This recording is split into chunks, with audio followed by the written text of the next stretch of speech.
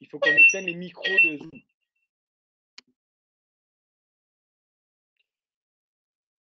Salut les amis, bienvenue dans ce webinaire sur la respiration et le cyclisme et le sport. Dans un instant, je vais ouvrir le micro à mon ami Stéphane, ce qui fait qu'on va pouvoir l'entendre et vous allez aussi pouvoir le voir. Alors, Steph, il est où? Je cherche.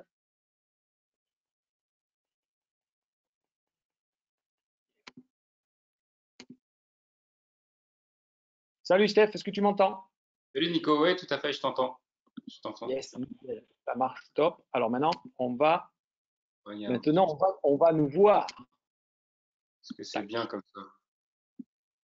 Regarde, c'est pas mal. Bon. Ben, parfait. Et la petite fenêtre zoomette qui apparaît, mais hop, voilà, là c'est mieux. Comme ça, nickel. Donc les amis, bienvenue dans cette conférence sur la respiration et le sport avec mon ami Stéphane Janssen que je suis hyper heureux d'accueillir et de recevoir sur la meilleure cyclosportive. Vous êtes déjà 64 en ligne. Comme d'habitude, deux petits réflexes que vous devez avoir, c'est d'abord de fermer toutes vos applications à bande passante, c'est-à-dire la messagerie mail, Internet, vous n'en avez plus besoin si vous êtes sur GoToWebinar, vous n'avez plus besoin de Skype, de différentes choses. Attention au téléphone portable ou autre chose qui consommerait de la bande passante à côté de vous dans la maison. Ça risquerait de altérer soit le son, soit l'image que vous allez recevoir. Et donc, si vous avez fait tout ça, eh bien, mettez-moi dans la boîte à questions un petit coucou, mais surtout, dites-moi si vous voyez bien la diapositive de Stéphane, conférence, respiration et performance, et si vous nous entendez bien dans cette première partie. Et une fois qu'on verra que tout va bien, on démarrera notre petite conversation avec Steph sur la respiration. Alors, OK pour la diapo et le son. Super, merci Arnaud. OK. Alors, écoute, apparemment, bonsoir à Nico et Steph. Bon, on y est depuis ce matin sur les réglages, donc c'est bien que ça marche. Eh ouais, tu vois, alors on a fait la régie. Tout est OK pour Michel aussi. Tout est OK pour Nicolas. C'est parfait. Donc, on va pouvoir commencer. Écoute, Steph, éventuellement, je te propose de nous remettre en visuel version interview. OK. Donc, je fais quoi? J'arrête de partager l'écran là, c'est ça? J'arrête de partage d'écran, ouais, exact. Voilà. Tu vois, donc, on nous revoit à nouveau. C'est pas mal. Voilà, impeccable. Et éventuellement, je sais pas comment on peut faire ça pour que sur le côté, il n'y ait pas le truc. Bon, c'est pas très grave. Ça et comme ça. C'est bien là, comme ça?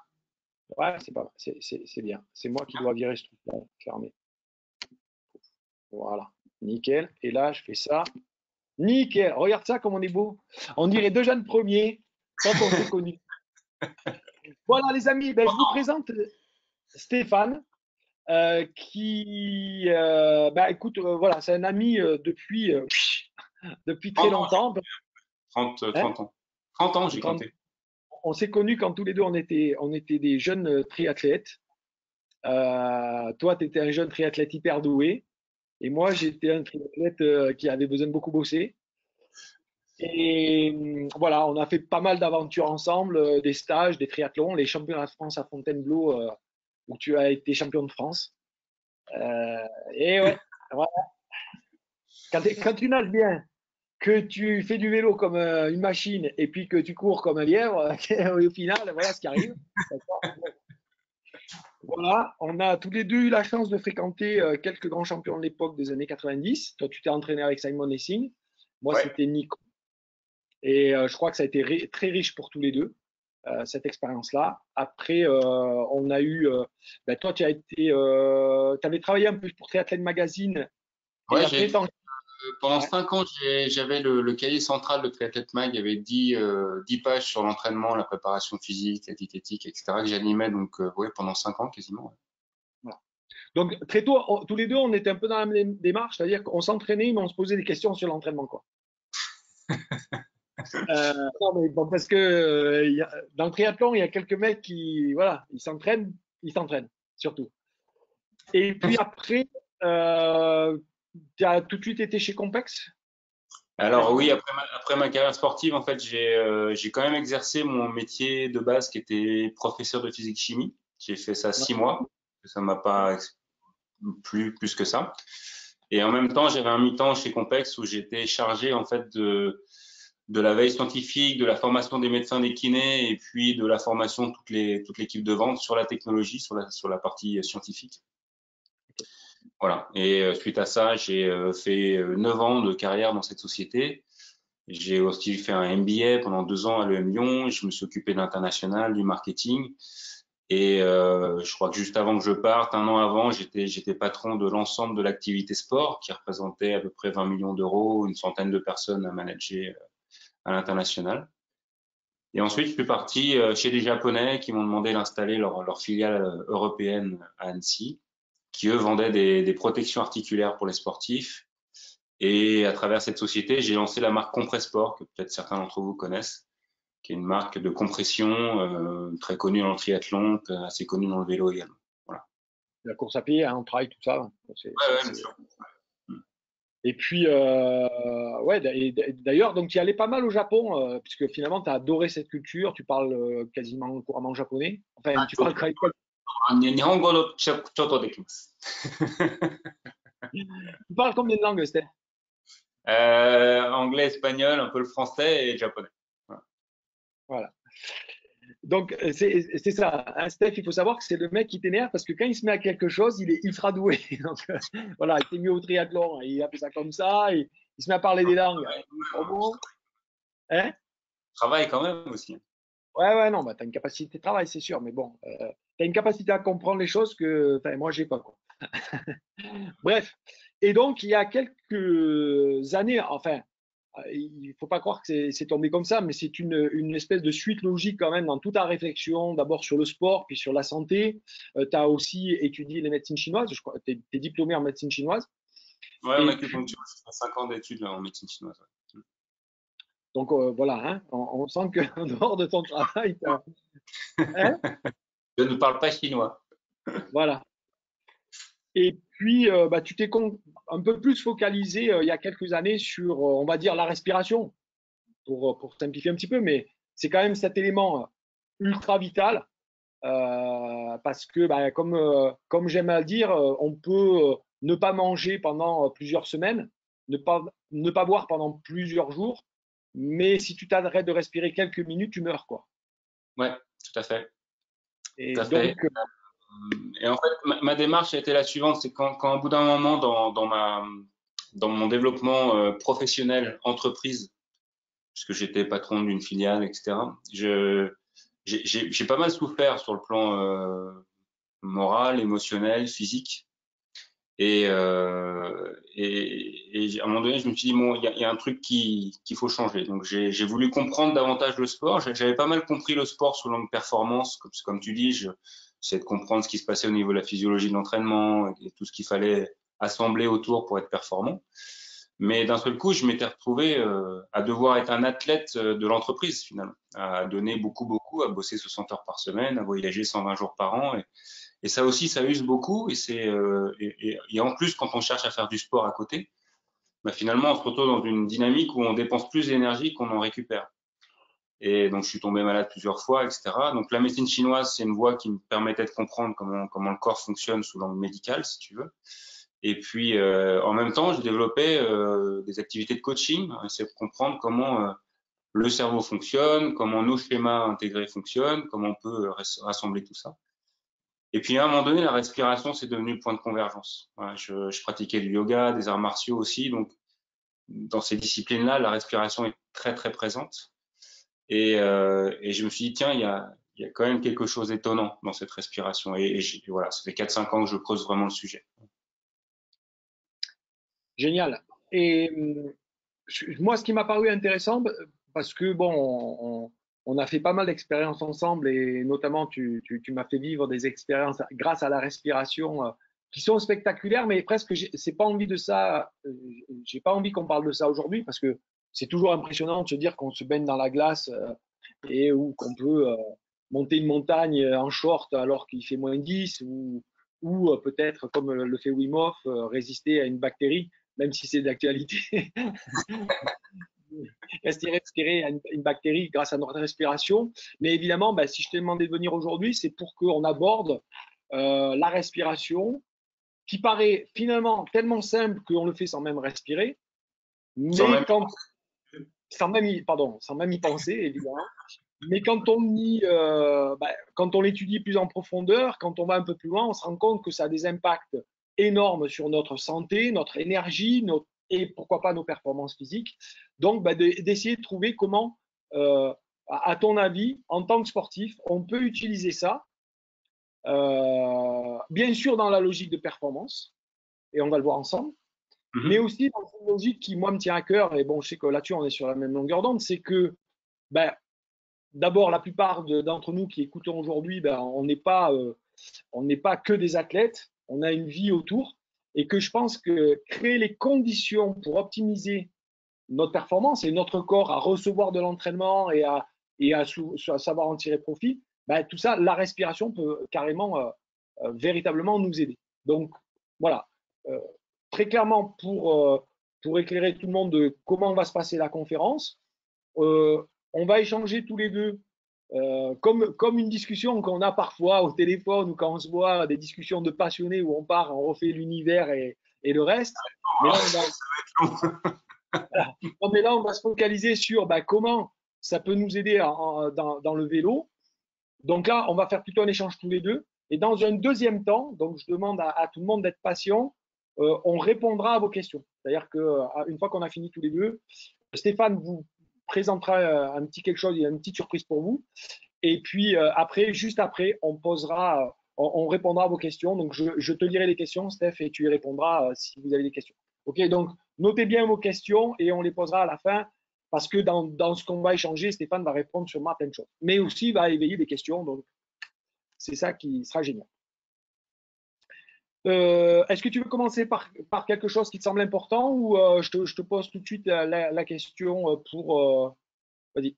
Non, juste un petit truc, parce que tu as effectivement dit qu'on pouvait on ne pouvait pas se passer de respirer pendant un certain nombre de minutes en fonction de nos capacités. Hein. En gros, quelqu'un d'entraîné, de très performant en apnée va faire 7 à 8 minutes sans respirer. Bon, bah, peut-être que nous, on va faire 2 minutes, 2-3 minutes en fonction de notre entraînement. Ce qui est intéressant, c'est que on ne pense pas à respirer, c'est aussi ce que tu as dit. C'est-à-dire que la respiration a cette vocation d'être autonome pour partie, d'accord? C'est-à-dire que quand là on anime cette conférence, on n'est pas forcément connecté à notre corps, on n'est pas forcément connecté à penser à respirer, donc ça se régule de manière autonome. Et puis quand on va y penser, on va pouvoir influer sur cette respiration. C'est-à-dire qu'on va pouvoir à la fois l'observer et voir comment elle se déroule sans nous, mais en même temps consciemment modifier tous les paramètres. Je peux allonger l'inspire, je peux bloquer en fin d'inspire, je peux expirer et faire durer ça autant que je veux, et je peux bloquer en fin d'expire. D'accord? C'est les 4 temps qu'on va avoir. Inspire, bloque, expire, bloque. Le truc important, c'est que la respiration autonome, elle n'est pas forcément juste. Et souvent, on pense que parce qu'elle est autonome, elle est optimale. Et ça, déjà, c'est une fausse idée. C'est-à-dire que, en fonction de ce que je vis dans ma vie quotidienne, et notamment mon stress, qui est un des facteurs importants qui va agir sur cette respiration, ma respiration autonome peut se dérégler et devenir complètement inefficiente, voire pire, créer des désordres physiologiques. Donc ça, c'est intéressant parce que c'est un de mes axes de travail qui est vraiment de rétablir cette respiration autonome de manière à ce qu'elle soit optimum. Et ensuite, on peut effectivement développer une respiration qui va nous permettre d'être performant. Voilà, c'était juste cette petite nuance que je voulais faire en intro parce que certaines fonctions physiologiques qui se déroulent sans nous, rythme cardiaque, digestion, tension artérielle, température, ok, parfois ça se dérègle aussi. Voilà. Oui, c'est ce qui est intéressant dans la respiration. Moi, j'adore ça quand tu m'en parles, c'est que la respiration, elle a ce truc un peu paradoxal de se dire, c'est vrai que ça se fait tout seul, Et on pourrait croire, comme le rythme cardiaque, ben, quand je fais du sport, il se régule tout seul en fonction de mes besoins et ça se régule bien. Et puis c'est bien, c'est super. D'accord? Donc ça serait bien que ce soit comme ça. Mais à la fois, la respiration, on peut vraiment agir dessus, contrairement au risque cardiaque. Parce que le rythme cardiaque, c'est pas comme le muscle où d'un coup je me dis tiens, plie le bras, ça plie le bras. Quoi. Le rythme cardiaque, on sent bien qu'il y a, ou ma digestion, on sent bien qu'il y a des trucs sur lesquels je ne peux pas agir. C'est autonome, mais je ne peux pas agir. La respiration, on peut agir, mais aussi ça se fait tout seul. Par contre, ce que tu nous dis, c'est que quand ça se fait tout seul, c'est pas forcément hyper adapté. Ça peut se dérégler. Et quand ça se dérègle, ça peut rentrer dans un cercle vicieux, comme des fois on peut, par la volonté, le faire rentrer dans un cercle vertueux. Exactement, exactement. Je mentionnais le stress, par exemple. Une personne stressée de manière chronique va avoir tendance à ce qu'on appelle hyperventiler. Hyperventiler, ça veut dire quoi? Ça veut dire que je vais respirer, voilà, comme tu fais là, je vais respirer exactement par la bouche et en général par le haut du corps, donc par la poitrine. D'accord? Ça, on pourra voir tout à l'heure que ça a des impacts très, très néfastes sur les échanges gazeux, par exemple. Et au final, si j'adopte cette respiration de manière répétée, bah, contrairement à ce que je pense et contrairement à ce que même mon corps pense, les cellules vont pas nécessairement avoir l'oxygène dont elles ont besoin. D'accord? Donc ça c'est quand même un point important qu'on pourra creuser un petit peu plus loin. Maintenant, juste pour aller un petit peu dans ton sens également, c'est-à-dire que tu parlais du rythme cardiaque, tu parlais de la digestion, tu parlais de la température. Elles-mêmes, je ne peux pas décider consciemment de les modifier. Si je veux modifier mon rythme cardiaque et l'accélérer, par exemple, il faut que je fasse un mouvement. Voilà. La respiration va me permettre consciemment d'agir sur sa partie autonome. D'accord? Donc, c'est en entraînant ma respiration de manière consciente que je peux modifier ma respiration autonome. Mais c'est aussi grâce à la respiration, par exemple, que je peux avoir un impact sur mon rythme cardiaque. Et vous avez peut-être entendu parler de la fameuse cohérence cardiaque, qui est un type de respiration qui nous permet d'harmoniser les deux sphères, par exemple, et de faire en sorte que l'une et l'autre s'accordent plus précisément. Mais c'est la respiration et l'action sur la respiration qui permet ça. Allez, je vais dire une connerie, mais j'aime bien. On pourrait dire que finalement, la respiration, c'est le fameux lien entre le corps et l'esprit. Entre le. Hein? Non, c'est pas une connerie, c'est ça. Ouais. Et c'est le truc, parce que moi, le lien entre le corps et l'esprit, c'est moi, je suis un mec hyper concret, matériel. Je me disais toujours, non, mais c'est bien, ok, d'accord, ouais, ouais, je vois bien, évidemment. Ouais. Mais concrètement, comment on fait? Et en fait, c'est con, mais cette respiration, quand tu commences à en prendre le contrôle avec des intentions et des méthodes précises, eh bien, tu te rends compte qu'il y a un vrai lien entre les deux et que d'un coup, tu arrives à calmer ton cerveau, tu arrives à redonner plus d'énergie à ton corps, à être en harmonie, etc. Donc, à gérer tout un tas de trucs qu'on appelle le stress, qui, moi, je trouve, est une grande. C'est un grand sac dans lequel on fourre tout, quoi, tu vois, parce que du stress, voilà, on peut l'appeler de plein de choses, et il y a des bonnes choses dans le stress, il y a des moins bonnes choses, mais tout ça, en tout cas, ça nous permet de le réguler. Oui, tout à fait. Alors, sur ton axe corps-esprit, voilà, la science de la respiration, c'est la spirométrie. Spirométrie, spiritus, esprit. Les racines latines, en fait, nous montrent que dans la respiration, il y a déjà l'esprit. Donc, c'est juste, enfin, ce que tu dis est juste, et dans l'instant où je peux mettre ma conscience sur la respiration, alors je suis en lien avec tout ce qui se passe en moi. Et ça veut dire en lien avec tout ce qui se passe en moi, c'est-à-dire que je peux observer ce qui se passe dans mon mental, je peux observer ce qui se passe au niveau émotionnel, je peux observer ce qui se passe au niveau physique. Voilà. Donc ça, c'est un bon travail déjà d'être capable d'être en conscience de sa respiration, ça veut dire être capable de l'observer sans la modifier. Ensuite, je peux modifier consciemment ma respiration, mais ça, je deviens actif dans cette respiration, et là, c'est un petit peu différent. Ok, Steph. Donc, je te propose qu'on aborde la conversation sur 4 thèmes, d'accord, qui va être la respiration au quotidien, qu'est-ce que ça peut m'apporter, gestion du stress, gestion du poids, gestion du sommeil. Enfin, tu vas nous dire finalement dans notre quotidien, si je maîtrise ma respiration, quels sont tous les avantages que je peux en tirer. Puis après, on va voir tout ce qui est préparation à l'entraînement, juste avant une course, hein, on s'en doute, voilà, le stress, mais peut-être avant une séance d'entraînement un peu dure, comment je peux me préparer grâce à la respiration et quels sont les avantages que je vais en tirer. pendant l'entraînement ou pendant la course, hein, est-ce qu'il y a des moments où je peux me servir soit d'une certaine façon de respirer pour m'entraîner, soit pendant la course pour améliorer ma performance avant un moment crucial ou pendant un moment crucial ou un moment où c'est difficile. Et évidemment, un point qui m'est très très cher, c'est pour la récupération. Parce que pour moi, l'entraînement, en fait, c'est 30% de la progression, 70%, c'est la récupération. Si mon corps, il récupère, je peux tirer profit de mon entraînement. Si ce n'est pas le cas, je ne peux pas en tirer profit. Donc, j'aimerais qu'on voit ces 4 aspects-là en détail, qui sont pour moi, je te l'ai dit tout à l'heure, les bases de l'optimisation de l'entraînement. L'entraînement, on peut s'entraîner des heures et des heures et des heures. Je pense qu'on l'a fait. Surtout quand on est jeune, qu'on a du temps et que le corps a la capacité de récupérer, on peut dépenser des heures d'entraînement à gogo. Mais aujourd'hui, dans notre quotidien, on n'a plus de ces heures-là à gogo parce qu'on a les enfants, la famille, le travail et le reste. Et puis, notre corps, il nous dit de toute façon, c'est bon, là, ton 30-40 heures d'entraînement par semaine, au bout de 10 heures, je sature, je me pète et je suis fatigué.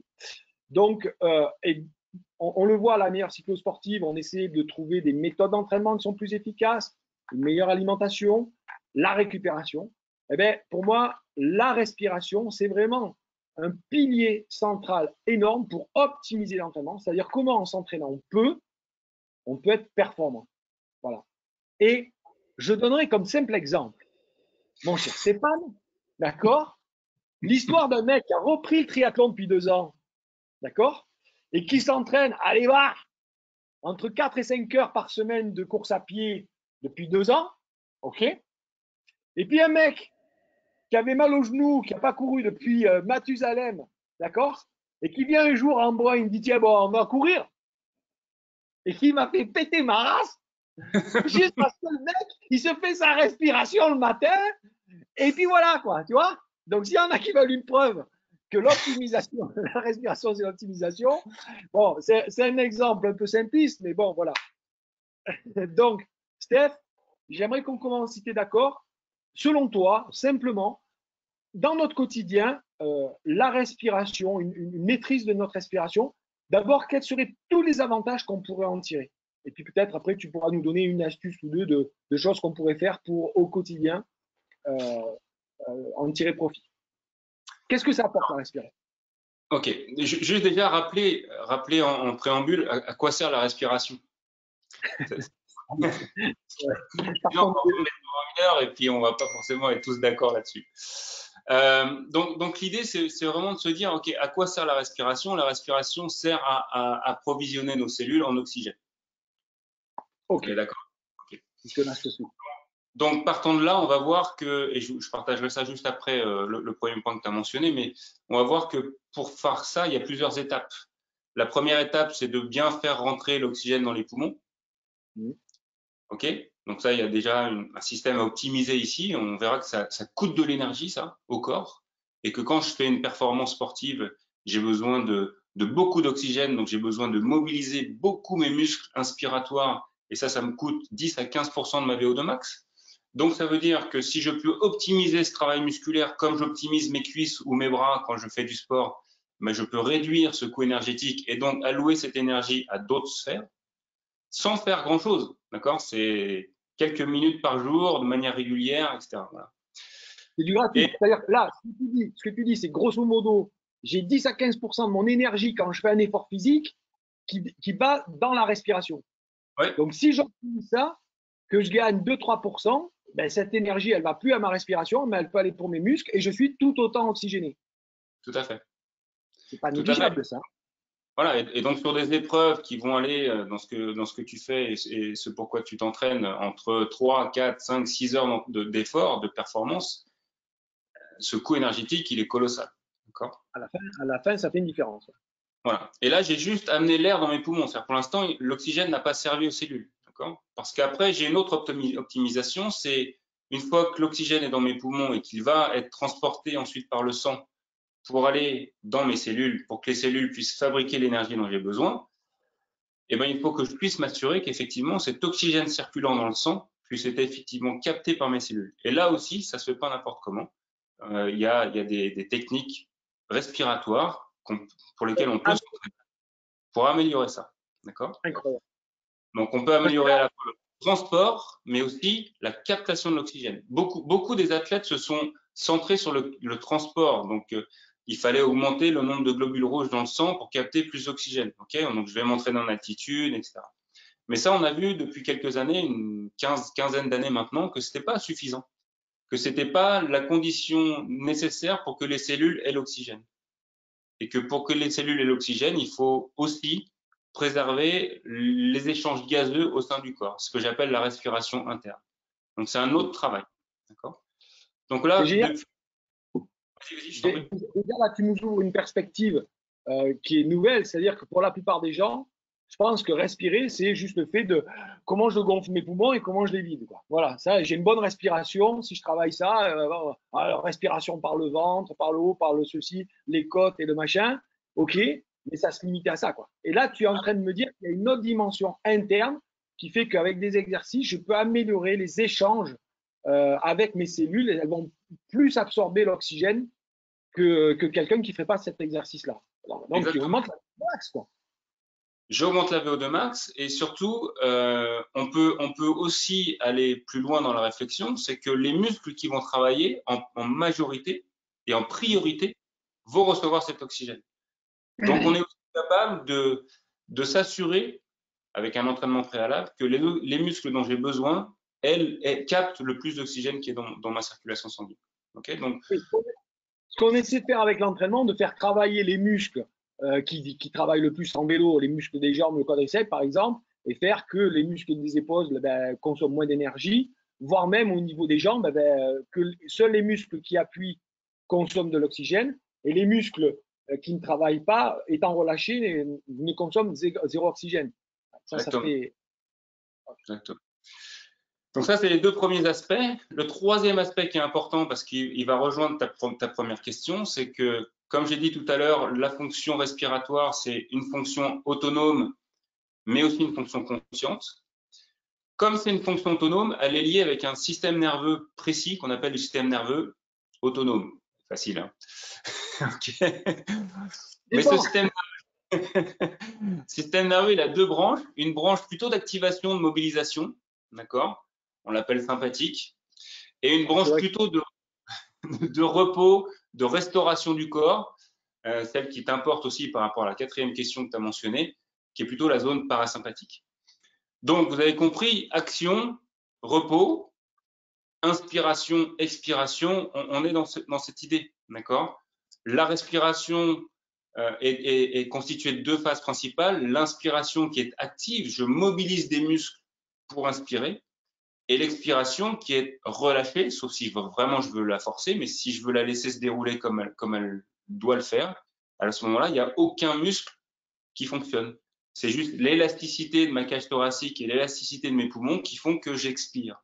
Donc, on est vraiment dans une phase où le corps se repose dans l'expiration. D'ailleurs, dans un accompagnement de respiration, on va pouvoir passer du temps à conscientiser cela, à conscientiser le fait que je vais m'activer pour inspirer et me relâcher pour expirer. Et souvent, on a du mal à le faire. Souvent, on pense qu'on a besoin de contracter soit la poitrine, soit les abdos pour expirer. Or, le fait juste de se relâcher, laisser la gravité, l'élasticité des tissus faire le travail, ça permet déjà de se relâcher.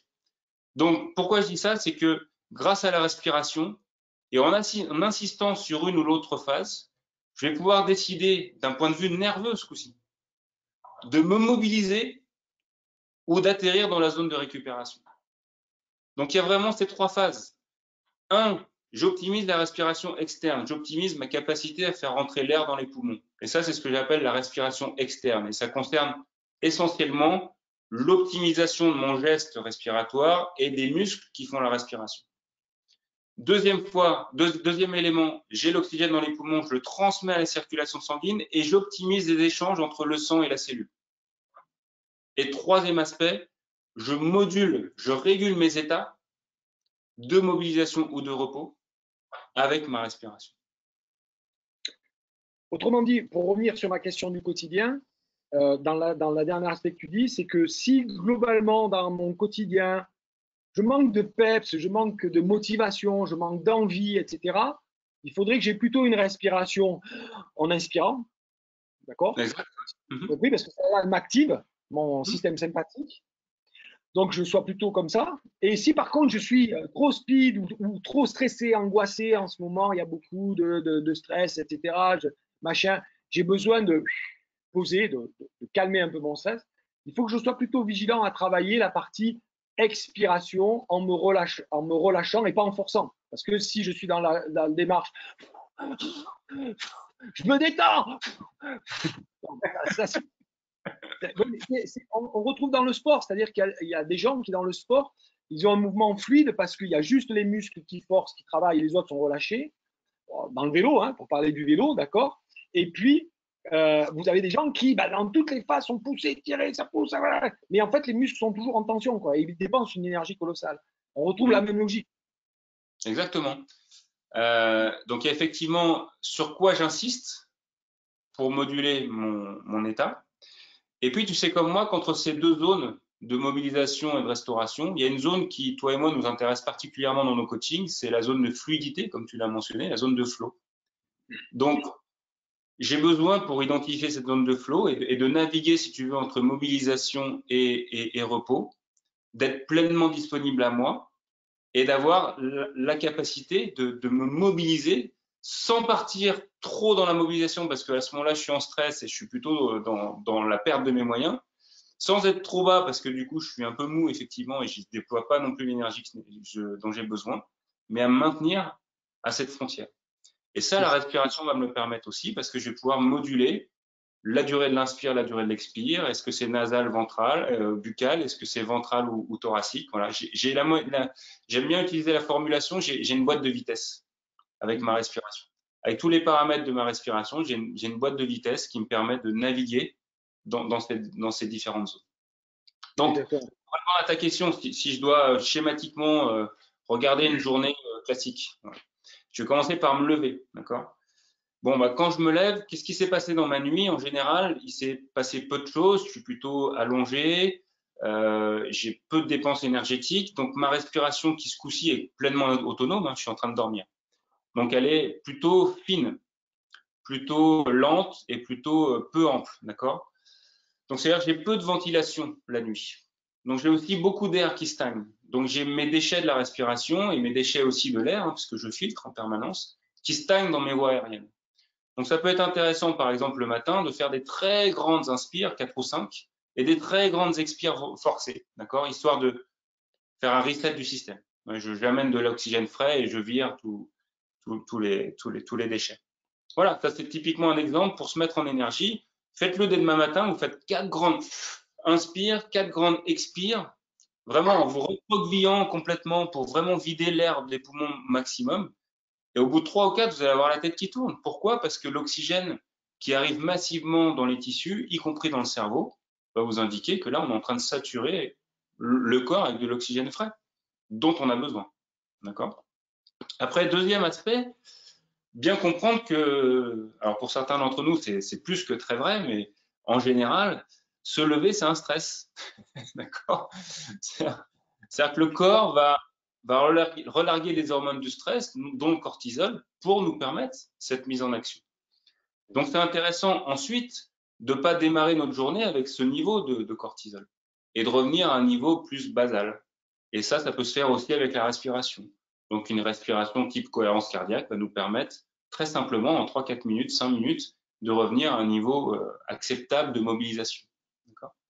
Voilà, après, je peux me préparer effectivement à une réunion importante, comme on l'a fait toi et moi avant d'ouvrir la conférence. On a respiré, on s'est mis dans un état qui permettait d'être en vigilance, d'accord. Éventuellement, si j'ai pas l'habitude de prendre la parole en public, je peux veiller à mes émotions qui pourraient être de l'anxiété, du stress ou de la peur, et donc travailler là-dessus, histoire de bien les gérer et qu'elles m'empêchent pas d'être performant. Je pourrais aussi décider d'accompagner ma digestion avec une certaine respiration après le déjeuner, par exemple. Je pourrais aussi me mettre dans une bonne énergie quand je vais faire ma séance de sport après ma journée de travail.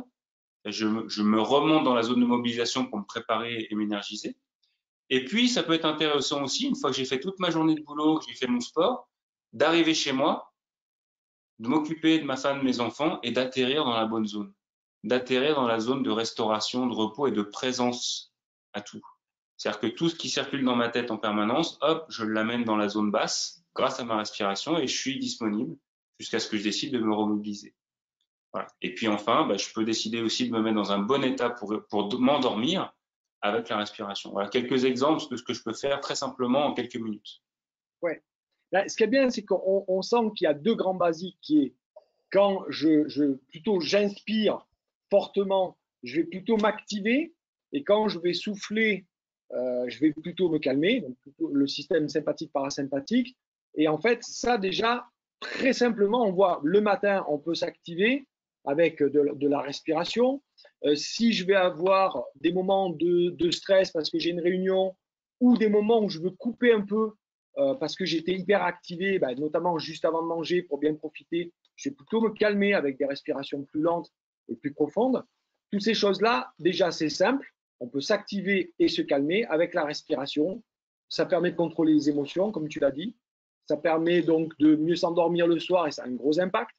Se préparer avant une réunion, mais on le sait tous, quand on va faire du sport, qu'on n'est pas forcément disponible mentalement et physiquement, ben, c'est une bonne façon de se dire, plutôt que de sauter là, de mon bureau, je saute dans la voiture, je saute sur le stade, je me change et j'attaque ma séance. Et en général, je me pète, d'accord.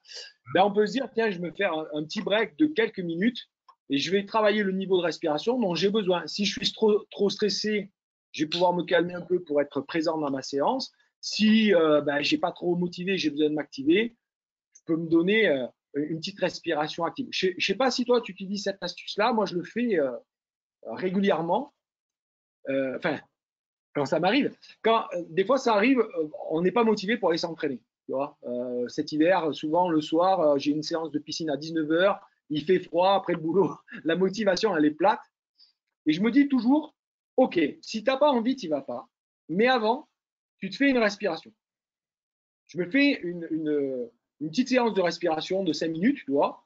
Je commence un peu par la cohérence cardiaque et puis après, selon mon besoin, soit je m'active, soit je me calme. Et si après la séance de respiration, j'ai pas envie d'y aller, j'y vais pas. Mais si après la séance, j'ai envie d'y aller, j'y vais. Ben, je peux te dire que 9 fois sur 10, j'avais pas envie d'y aller. Ben, après la séance de respiration, j'y vais. D'accord. Et ça, je trouve que c'est une bonne astuce de quand juste avant un entraînement, on ne sait pas si on veut y aller ou pas, ou c'est difficile. Ben, rien que ça, la respiration, ça peut nous aider à ça.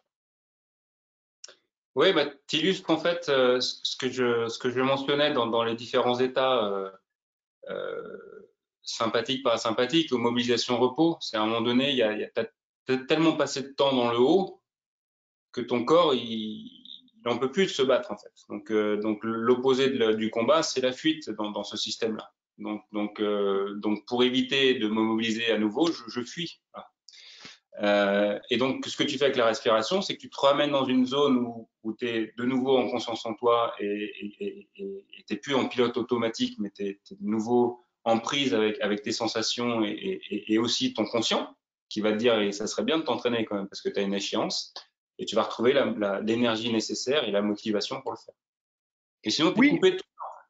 exactement. Mais alors, ta précision, elle est capitale parce que justement, mon astuce, elle n'a pas pour but de dire, bah, du coup, je vais quand même m'entraîner quoi qu'il arrive. Non. Grâce à la respiration, je me connecte à moi. Et si vraiment j'ai pas, mon corps, il n'est pas prêt à aller s'entraîner, je suis fatigué, je suis en surentraînement, etc. Et c'est pas bon pour moi d'aller m'entraîner, je vais prendre la bonne décision parce que je suis à tête reposée. Mais je suis pas, comme tu l'as dit, en surstress. Et donc, mon corps, il va chercher la fuite. Et comment on va chercher la fuite? Ben, soit je vais pas m'entraîner, puis je vais aller mettre plutôt devant la télé, parce que quand même, là, je suis pas un truc. Je vais aller surfer sur Facebook ou sur mon téléphone portable, ou je vais faire un autre truc. Donc, tous les mécanismes de fuite qu'on connaît tous, ou quand on l'a fait, après, on se dit, mais putain, mais c'est pas possible de passer sa journée à faire ça, c'est nul. D'accord. Oui, Donc, il va après, on va activer s'en. la récompense et tu vas te retrouver le nez dans le frigo. Voilà. Exactement. Voilà. Donc, plutôt que de faire ces mécanismes-là, on peut vraiment, et où on n'est pas en lutte contre soi-même et en justification ou en culpabilisation, on se ressent sur soi et se dire, bon, là, je vais aller voir si c'est vraiment bon pour moi d'aller faire ce truc-là et je vais le faire. Et si c'est vraiment bon pour moi de ne pas le faire, je ne vais pas le faire. Et parce que c'était la bonne chose. Mais je l'ai scanné, je l'ai validé avec moi-même. Et ça, c'est un point qui est important. plutôt que d'être dans le je dois, il faut que. Donc toute la journée, je suis dans le je dois, il faut que, faire mon boulot, mon ceci, mon cela. Je vais rentrer à la maison, je dois faire le truc, m'occuper d'enfants, etc. Et l'entraînement, c'est je dois, il faut que. Non, l'entraînement, c'est je vais me reconnecter avec ma respiration. Ça tombe bien parce que c'est déjà un échauffement si je le fais derrière. Et est-ce que c'est bon pour moi de le faire? Oui, d'accord. Génial. Un dernier point sur la vie quotidienne, Steph, puis après on passe sur l'entraînement, parce qu'il y a tellement de belles choses à dire. Mais un des aspects importants euh, dans notre quotidien, c'est l'alimentation. Et en quoi la respiration, ça peut m'aider à mieux m'alimenter? Tu as parlé tout à l'heure pour la digestion, mais peut-être aussi pour contrôler les pulsions. Qu'est-ce que tu conseilles par rapport à ça? Est-ce que juste avant de manger, de prendre des respirations, ça peut être intéressant? Qu'est-ce qu'il faut faire? Oui, oui, tout à fait. Donc, il y a effectivement cette préparation de la sphère digestive grâce à la respiration. Ça, c'est tout à fait juste. La digestion, c'est une action de la sphère parasympathique, donc de l'endroit où on est plutôt en restauration du corps. Donc c'est pareil, si je suis dans ma journée à fond la caisse, je saute dans les emails, les meetings, etc., et que je prends un sandwich en continuant tout ça, il vaut mieux que je saute le repas à la limite. Voilà. Oui, Donc, tu fatigues pas ton organisme. voilà, et pareil, quand j'ai j'en ai fait plein, hein, des lunchs d'affaires où tu parles plus que tu manges, tu sais même pas ce que tu as mangé à la fin du repas parce que tu étais en mode automatique. Bah, en général, l'après-midi est compliqué, quoi. L'après-midi est Ouais, compliqué parce que la digestion ne va pas se faire. Et la nature a un système assez précis. C'est moins on se sert d'une fonction, plus plus le corps considère qu'elle sert à rien. Donc moins il y a d'attention pour cette fonction. Donc plus je reste dans des systèmes, dans des cercles vicieux comme ça qui font que je néglige ma digestion, moins elle sera efficace. Jusqu'à un moment donné, vraiment se dérégler et être pathologique. Donc prendre soin de cette présence, prendre soin d'atterrir dans cette bonne zone, prendre soin grâce à la respiration aussi de manger en conscience pendant que je suis en train de manger.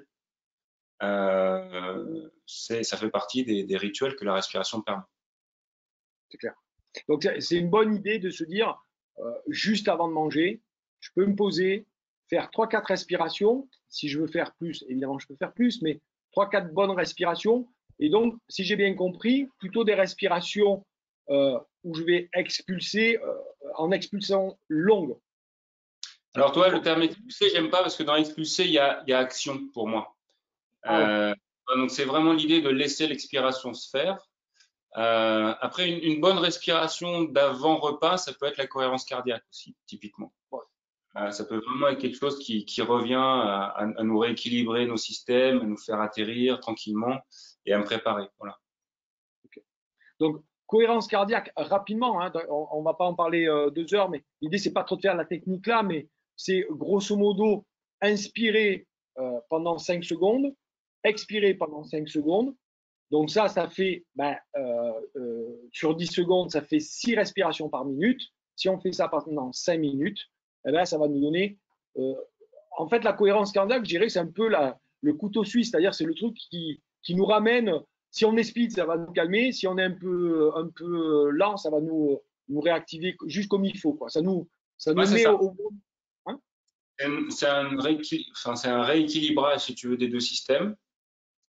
Qui agit positivement aussi sur la sphère cardiaque, d'accord. Donc on a la capacité ensuite à, à changer d'état plus rapidement. Voilà. Le cœur aussi va pouvoir changer d'état plus rapidement et nous, au niveau du système nerveux, changer d'état plus rapidement. Donc la formule magique, c'est 3-6-5, comme le nombre de jours de l'année. C'est 3 séances par jour, 6 respirations par minute, ça tu l'as dit, hein. Inspire 5 secondes, expire 5 secondes, et pendant 5 minutes. Mais à la fois, pour pas. Si on Pardon, peut excuse-moi. privilégier la respiration ventrale, parce que c'est aussi intéressant de respirer par le diaphragme, je ne vais pas développer là, mais ça a un impact important justement sur ces deux états que j'ai mentionnés depuis tout à l'heure. Oui, et juste parce que moi j'aime cette notion de progressivité. Il y a des gens qui peuvent se dire, oula, putain, contrôler ma respiration pendant 5 minutes, je sais pas, c'est trop long, j'ai pas le temps entre midi et deux, le machin, etc. On peut se dire que c'est déjà, on fait un test sur 1 minute et on le fait 1 ou 2 fois par jour pour commencer dans l'intention d'aller vers le 3, 6, 6, 5. c'est intéressant, mais il ne faut pas s'interdire de se dire la cohérence cardiaque, ça ne marche pas si je ne fais pas 3, 6, 5. La cohérence cardiaque, elle marchera très bien si, plutôt que de bouffer en enchaînant tout ça, vous vous posez une minute et vous dites je me mets sur ma chaise et pendant une minute, je fais la cohérence, ça sera déjà un gros plus. D'accord? Ou Oui, alors, si tu respires sur 4 secondes et tu expires sur 4 secondes, ou que tu inspires sur 6 secondes et que tu expires sur 6 secondes, pareil. ça fonctionne aussi. Les études ont montré qu'il y avait une vraie résonance, si tu veux, entre les deux systèmes à partir de 5 et 5, mais c'est pas non plus au dixième de seconde près. Ouais. Ok, bon, bah, super. On a fini notre partie quotidienne. Donc, moi, je te propose qu'on attaque le vif du sujet, là. Voilà, hein, l'entraînement, la performance. Qu'est-ce qu'on pourrait faire comme entraînement sur notre respiration qui va nous permettre quoi? Est-ce qu'il y a voilà, différentes choses qui peuvent nous permettre d'améliorer la performance et comment? Bon, la première chose que j'ai mentionnée tout à l'heure, c'est l'aspect entraînement des muscles inspiratoires. Hein, c'est vraiment l'idée d'optimiser, le geste technique de cette respiration, donc bien comprendre ce qu'on doit mobiliser quand et à quel moment, et ensuite d'optimiser le travail musculaire pour que ces muscles, qui sont des muscles à part entière, que ce soit les muscles intercostaux ou le muscle du diaphragme, soient suffisamment efficients et endurants pour réaliser ce qu'ils ont à réaliser pendant X heures de performance. Donc là, déjà, j'ai un travail à faire pour minimiser mon coût énergétique de la respiration et optimiser l'entrée de l'air dans mes poumons. Okay, ça, c'est la première chose. Deuxième chose, je parlais tout à l'heure de la disponibilité de l'oxygène au niveau des cellules. Je vais parler tout de suite de ce qu'on appelle la tolérance au dioxyde de carbone. Alors, je vais expliquer ce terme, mais le dioxyde de carbone, ça a été très longtemps considéré comme un déchet de la respiration et uniquement un déchet de la respiration. Effectivement, quand la cellule capte l'oxygène du sang, utilise le glucose du sang et du foie pour produire l'énergie dont on a besoin, elle fabrique aussi de l'eau et du dioxyde de carbone. Et le dioxyde de carbone, il retourne dans le sang pour être expulsé, expiré dans l'air ambiant une fois qu'il a rejoint les poumons. Simplement, on s'est aperçu que le CO2 n'était pas qu'un déchet, qu'il ne fallait pas chercher systématiquement à expirer complètement le CO2. Donc souvent, en tout cas moi j'ai appris comme ça à l'école, quand on faisait le cycle d'endurance en CM2 ou on courait autour de la cour, on nous faisait respirer en forçant l'expiration. C'était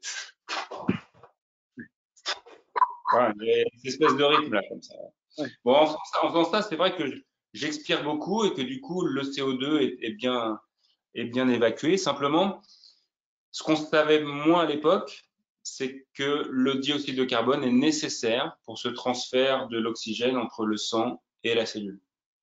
Donc, si j'en ai pas assez dans mon corps, bah, ce transfert se fait pas. Et s'il se fait pas, l'oxygène n'a pas la cellule n'a pas d'oxygène et donc elle n'est pas en mode aérobie. Ça c'est un terme que certainement tu utilises dans tes coachings, mais en termes anaérobie, ce qui veut dire que je produis moins d'énergie. 17 fois moins, c'est pas anodin, hein, c'est pas un petit peu moins, c'est 17 fois moins d'énergie. Et en plus, j'ai beaucoup plus de déchets, dont le fameux acide lactique que vous connaissez. Donc, j'ai tout intérêt à faire en sorte que pour des intensités suffisamment élevées, l'oxygène continue à être approvisionné vers mes cellules. Et ça suppose que, j'ai la bonne technique de respiration, ça, je passe pas trop mon temps dans l'expiration trop forte, et qu'en même temps, j'ai pu améliorer ma tolérance au dioxyde de carbone. C'est-à-dire que bien comprendre que le dioxyde de carbone, c'est le stimulus, le premier stimulus qui me donne l'indication de respirer. Ça, je respire pas parce que je manque d'oxygène, je respire parce que j'ai trop de CO2 pour ma tolérance du moment. Et quand je disais tout à l'heure en introduction qu'une respiration autonome peut se dérégler, c'est-à-dire que cette tolérance-là, elle peut devenir très très basse. Et si elle est très basse, mon cerveau va ventiler beaucoup pour compenser ça. Donc, je dois réentraîner cette tolérance pour récupérer une ventilation normale et efficiente et optimiser mon transport d'oxygène jusqu'aux cellules. Bon, attends, Stéphane, moi, tu me donnes faim. Alors, comment je peux, comme ça, augmenter cette tolérance au dioxyde de carbone? Moi, je veux savoir. Ben, on l'a tous fait de manière certainement intuitive. Moi, je sais que quand j'étais athlète, ça fait plus de 20 ans maintenant, on faisait dans tous les sports que je pratiquais, et notamment en natation, on faisait beaucoup de changements du nombre de temps de respiration qu'on faisait. Donc, on faisait, je respire 3 temps, et puis après, je respire sur 5 temps. Donc, je fais 5 mouvements de bras sans respirer, puis après 7 mouvements de bras sans respirer, puis après 9, puis après 11. Et parfois, je faisais 25 mètres sans respirer. D'accord? Et je faisais comme ça des 400, des 800 mètres à répéter ça. Moi, à l'époque, je savais pas à quoi ça servait.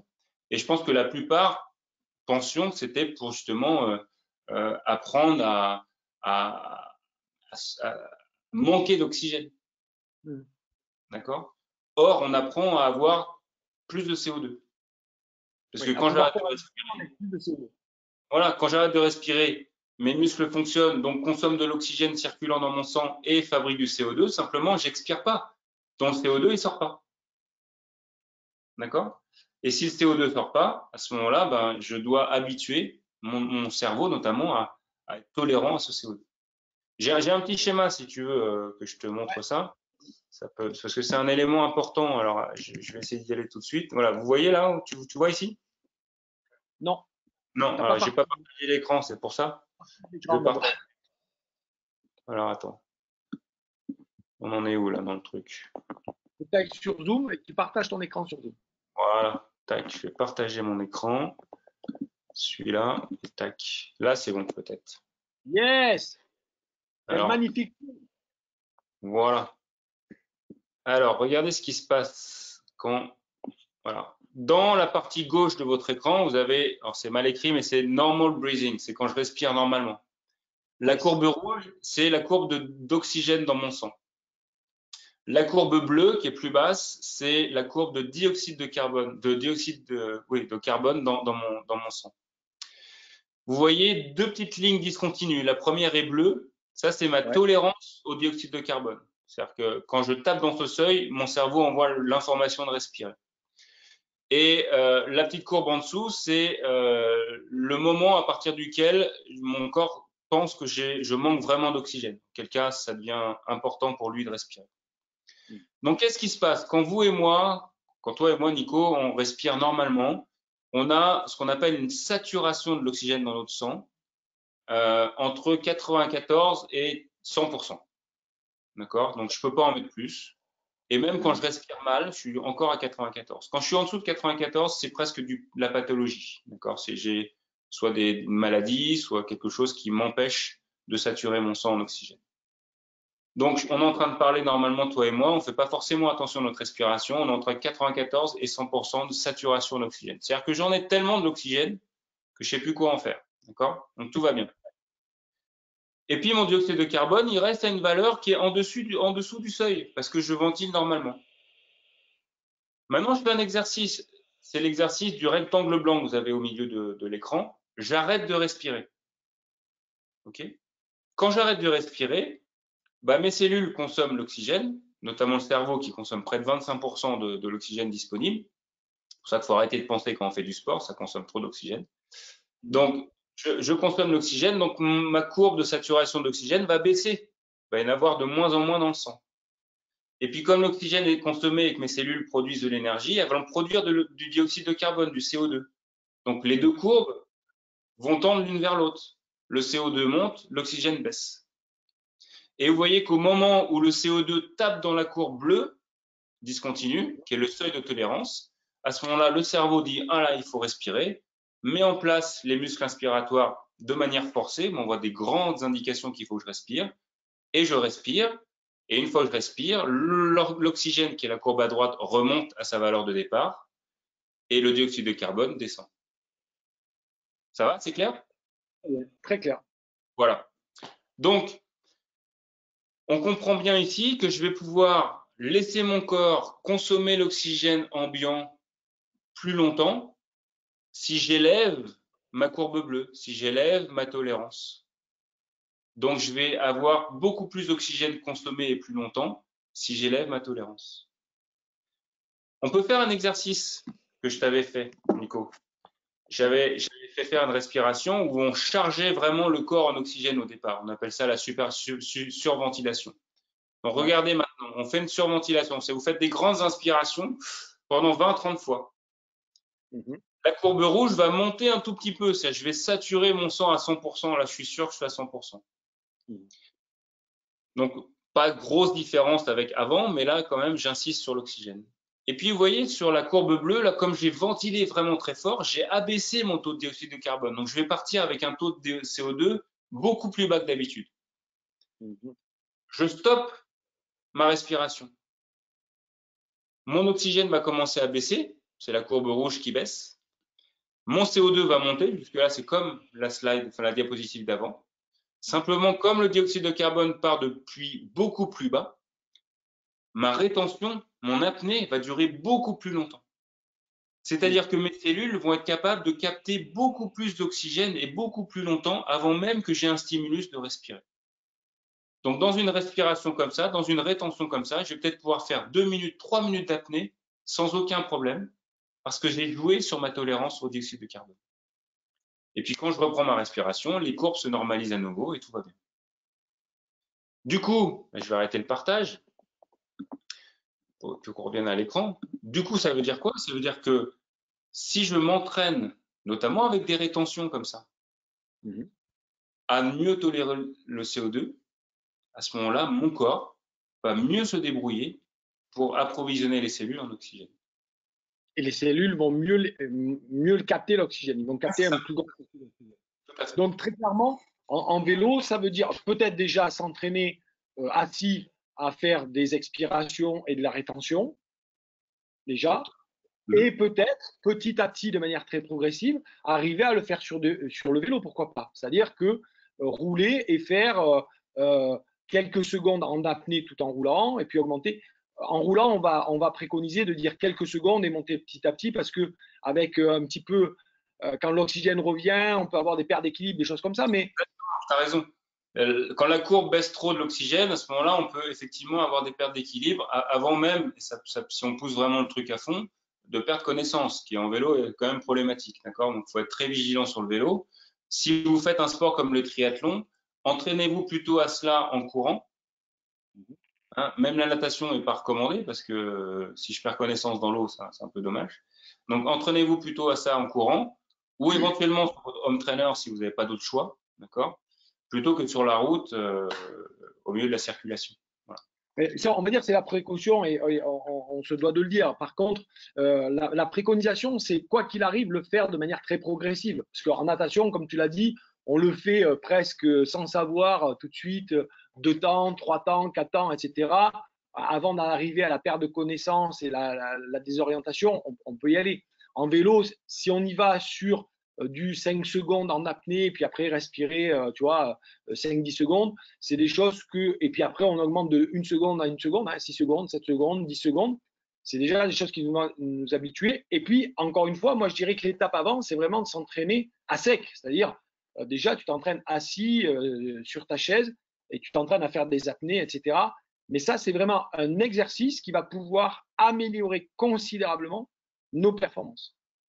Voilà, alors moi je travaille avec une méthode qui est pour le coup scientifique dans cette approche-là. C'est-à-dire qu'on va réaliser un test qui va nous donner une valeur de base, qui va nous servir, comme vous faites un test, comme tu fais un test de VMA ou de PMA en vélo avant de construire tes séances d'entraînement. Donc on va avoir une valeur référence comme ça, avec un test vraiment bien cadré, et duplicable, réplicable dans les mêmes conditions. D'accord? Donc chaque fois que je veux faire ce test, j'ai la même valeur. Enfin, j'ai accès à la valeur de ce test. Et ensuite, sur la base de cette valeur, je vais pouvoir construire un plan d'entraînement avec des séries, du repos, plusieurs séries dans la même séance. La même chose que ce qu'on fait en sport. Mais là, je vais entraîner la partie de mon tronc cérébral là, qui capte le taux de CO2 et qui va donc devenir plus tolérant. Voilà. Donc, c'est une approche vraiment qui va me faire gagner beaucoup de temps. Et ensuite, une fois que j'ai compris comment ça marche, je peux vraiment utiliser ça dans la troisième question, qui est la compète. C'est-à-dire que si je prends l'exemple du vélo, par exemple, je suis dans un peloton, je suis plutôt à l'abri pour l'instant et j'aimerais sortir du peloton. Donc je sais que pendant allez, 30 secondes, 1 minute, je vais devoir être au taquet pour sortir et m'échapper. D'accord? Bon, bah, ça peut être intéressant si on revient à la courbe d'avant de ventiler vraiment fort, tant que je suis à l'abri et que je ne déploie pas enfin, trop d'énergie. Ventiler, ventiler, ventiler pour chasser du CO2, là, pour le coup, et saturer en oxygène. Et au moment que ça c'est en place, je sors et je peux quasiment y aller en apnée pendant 15-20 secondes. D'accord? Je vais avoir mes coupes qui vont monter, mais comme j'ai abaissé le niveau de CO2, le stimulus de respiration va se produire beaucoup plus tard. Et dès que je suis un petit peu sorti, je reprends une ventilation, mais je ne vais pas avoir de dette d'oxygène. Je vais pas avoir l'essoufflement que j'aurais si j'ai pas fait ça avant. Parce que Oui, justement, j'ai préparé mon système. oui, très clairement, les moments où il y a ces accélérations qu'on a l'impression de subir, si on se prépare à l'avance, bon, je vais faire une échappée, ben, je vais pouvoir peut-être accélérer pendant 500 mètres, 800 mètres, puis là, je vais commencer à avoir les jambes qui toxinent et puis j'en peux plus. Et peut-être, on le sait, hein, quand on a fait du vélo, souvent, ça se joue à ça, putain. Ça se joue à rien, quoi. Et si j'avais pu faire 100 mètres de plus, ben là, le 100 mètres, on a l'explication comment la faire, quoi. Je me prépare avant, d'accord? Et là, ce moment crucial sur lequel il me manquerait quelque chose, ben, là, au contraire, je vais pouvoir le passer à l'aise, ben, en tout cas relativement à l'aise, et même me refaire la cerise avant et pouvoir repartir derrière. Ça, c'est vraiment un moyen de faire une différence qui est considérable. Alors pour ceux qui veulent essayer ce genre de choses, vous pouvez très facilement,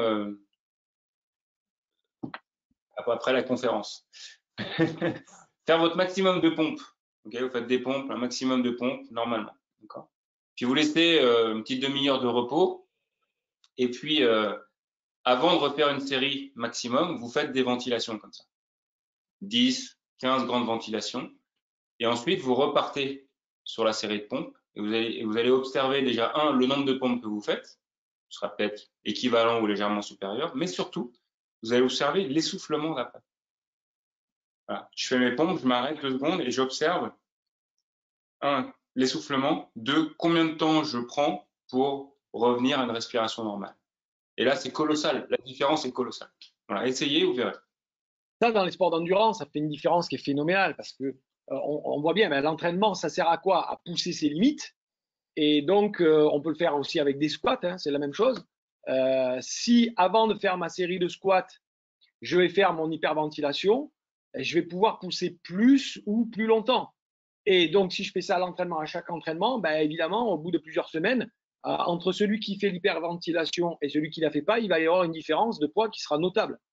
Ça va être la même chose sur une série de fractionnés ou de. Ben, je vais pouvoir, au lieu de faire que 10 séries et m'écouler, je vais faire peut-être 12 ou 13 séries. Donc, à la fin, ça fera la différence. Exact.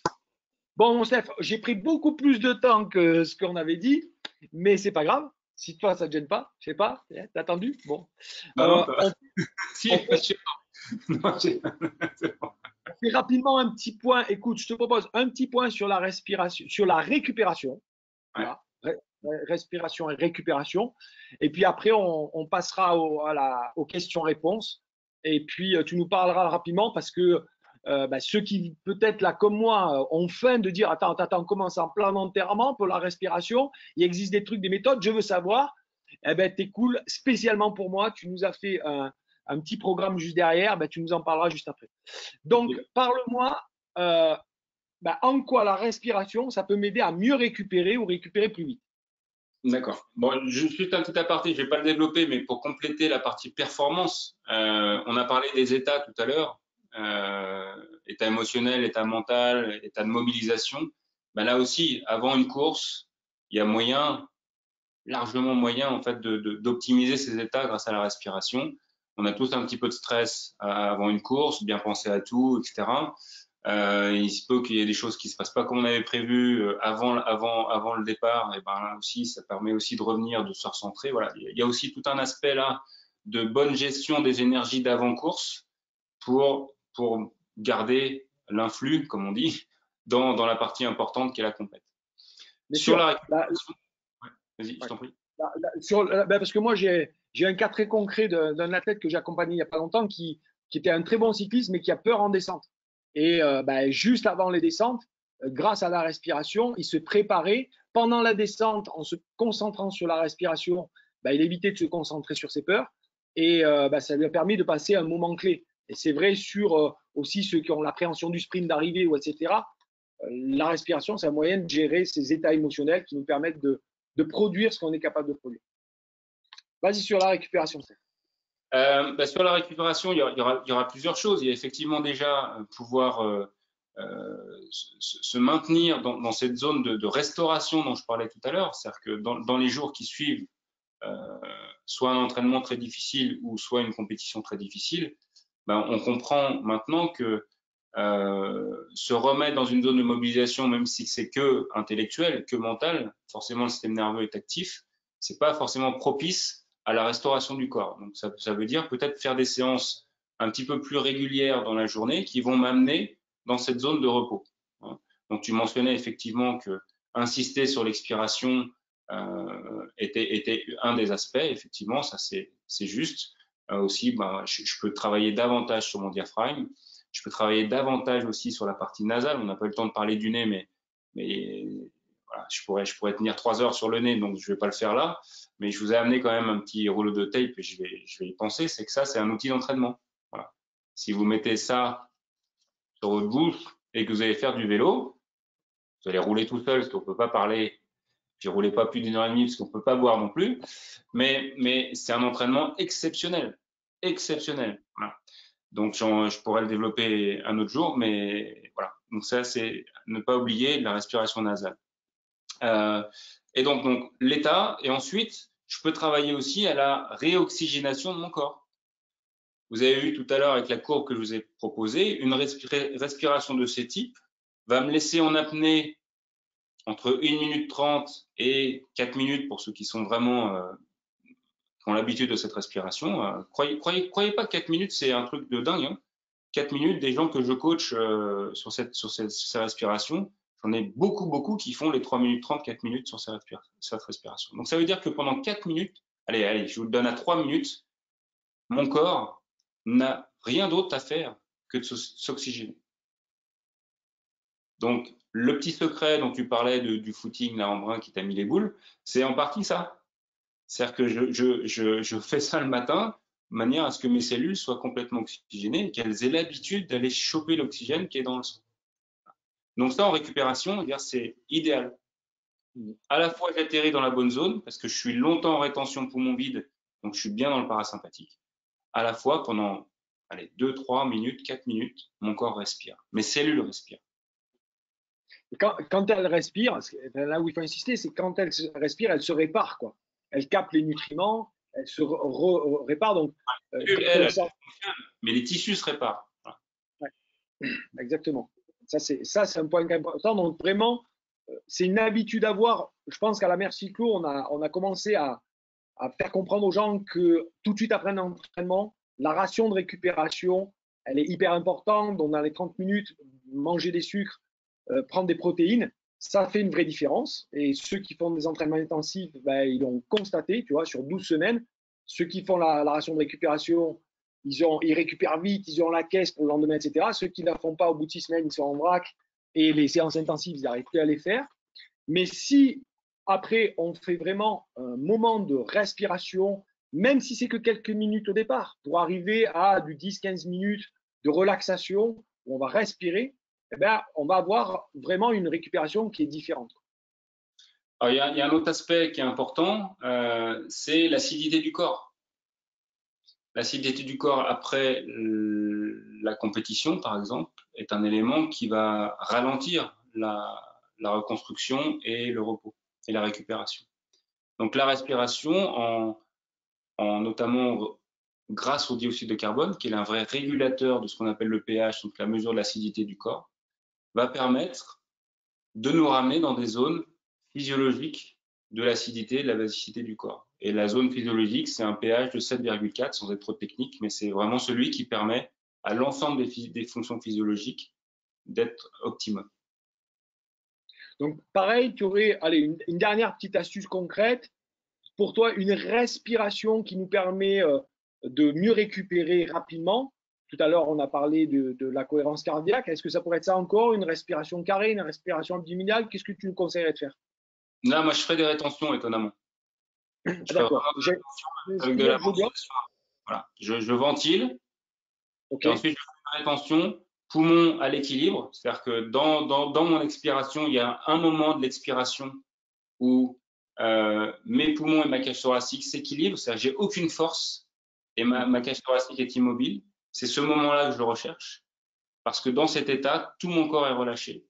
Et à ce moment-là, l'oxygène qui est dans mon sang, que j'ai chargé, va complètement alimenter mes cellules. Et là, je suis au top pour prendre ce temps parce que je suis dans le bon état, je suis dans la bonne zone et en même temps, j'ai l'oxygène dont j'ai besoin. Et comme j'ai Et beaucoup ventilé, cette régulation de pH, c'est faite automatiquement.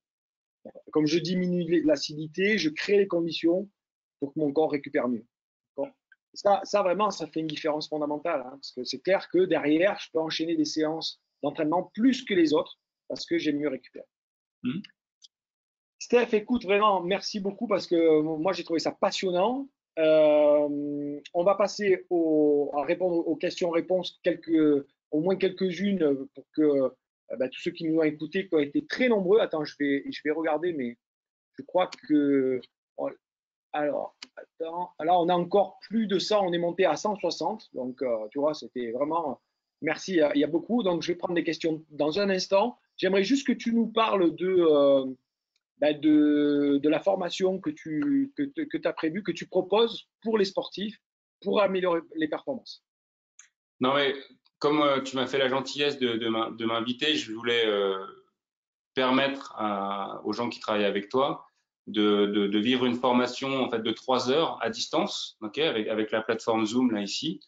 Donc j'ai ouvert sur mon site deux dates de formation. Il y en a une le 11 juin et une le 1er juillet. Ça sera 3 heures en soirée comme ça de 18h à 21h.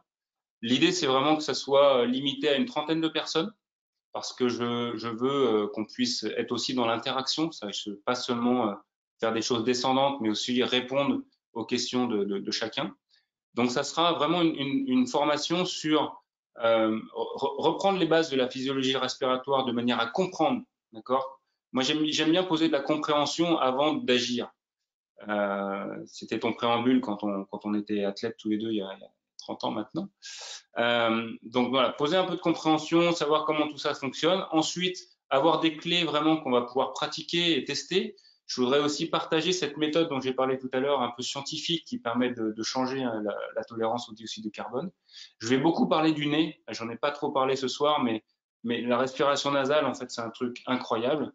Il y a notamment depuis 1998, il y a eu un prix Nobel sur un des aspects de cette respiration nasale.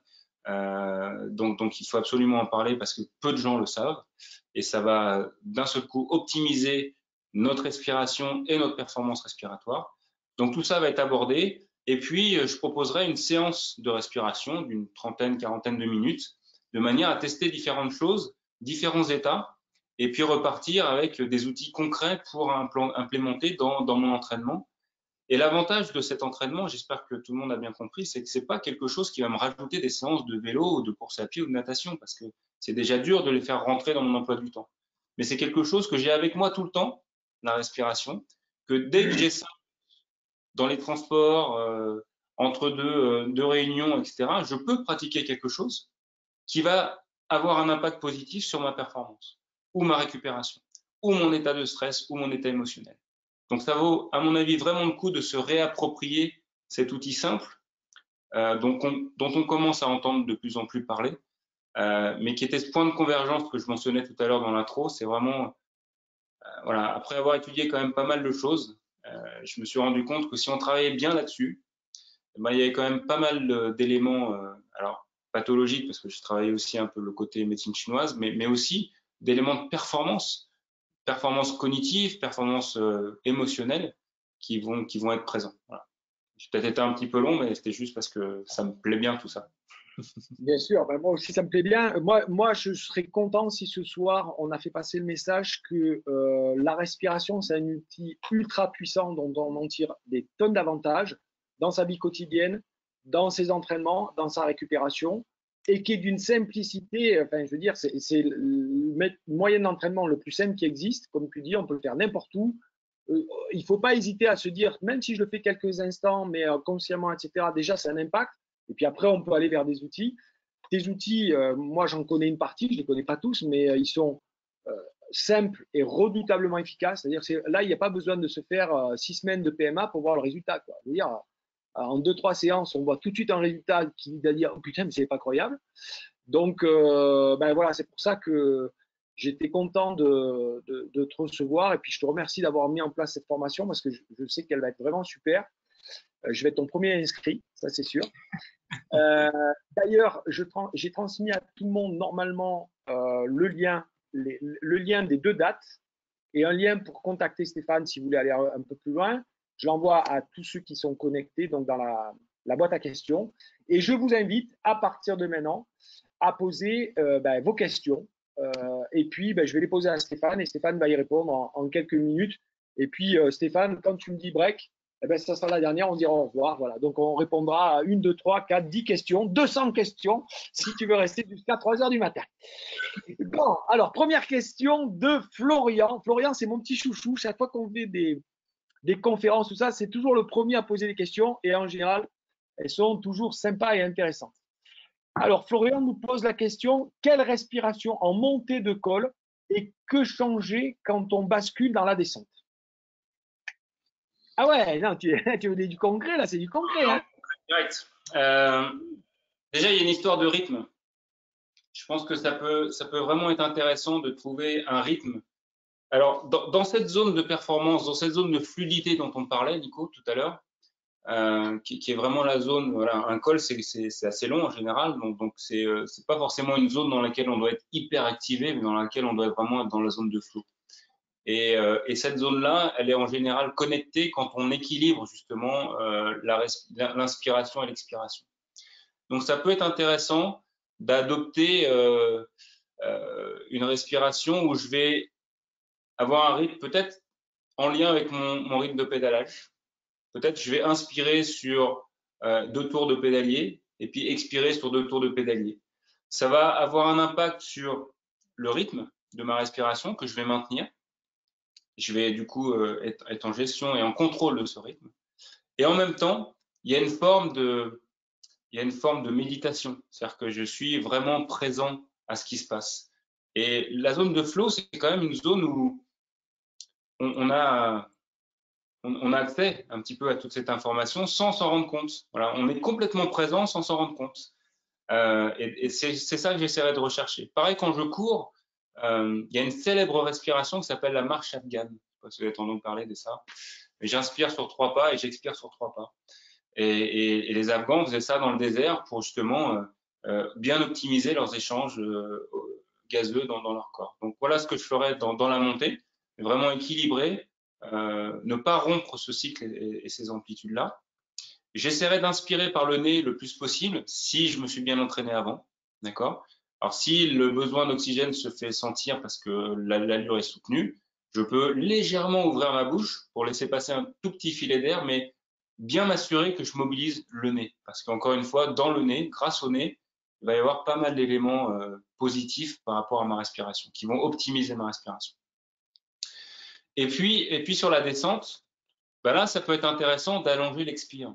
Ça peut être intéressant de déséquilibrer mon cycle, de prendre des inspirations peut-être un peu plus courtes et d'avoir l'expire qui s'allonge pour être dans la zone sécuritaire. C'est-à-dire que je dois peut-être faire face à des prises de risques, à de la vigilance, à la conscience sur moi. Et ça va être vraiment l'état qui va me permettre d'être dans ces considérations-là. Voilà. Je ne sais pas si j'ai répondu, Florian, mais j'ai fait au mieux là. Super, super. Alors, il y a Jacques qui nous pose la question. Au yoga, j'imagine, au yoga, ouais. Je fais le constat que la respiration yogique, c'est pas évident, après 50 ans de sport, à respirer plutôt par la bouche. Quelle est ta question, Jacques? C'est un constat. Ok. J'avais pas lu la question. La respiration yogique, elle est en général nasale et diaphragmatique. Ça veut dire que c'est le ventre qui va être mobilisé pour inspirer et expirer.